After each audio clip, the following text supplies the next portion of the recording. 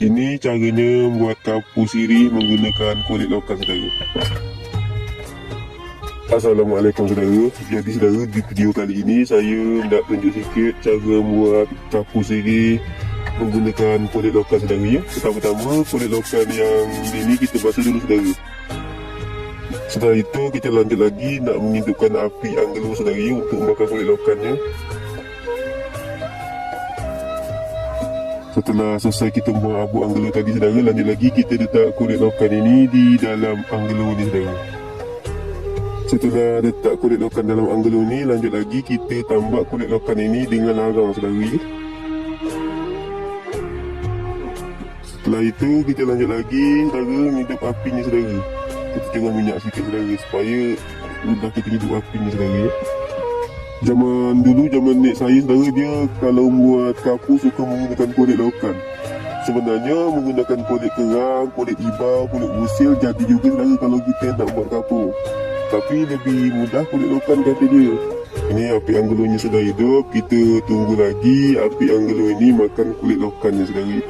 Ini penampakan kulit lokan yang sudah dibakar dengan api arang tadi saudara. Dulu zaman nek-nek saya saudara, kapur ini kegunaannya untuk makan dengan sirih saudara. Tapi kalau untuk zaman sekarang sudah tidak banyak lagi orang yang makan sirih. Jadi kapur ni fungsinya untuk buat bahan makanan saudara.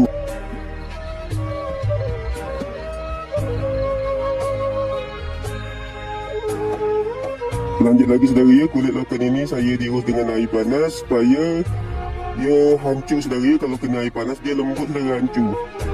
Kalau air sejuk dia tak nak saudara.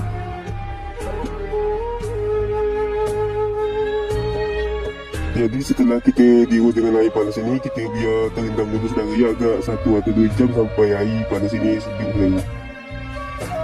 Kalau untuk makan sirih, kita bubur garam sikit saudara supaya ada rasa masin-masin ni sikit.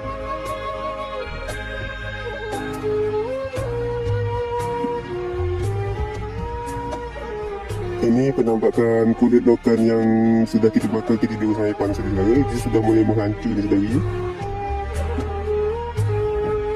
Jadi saudara, kita lanjut lagi menghaluskan lagi dengan senduk macam ini saudara ya, supaya dia cepat hancurnya.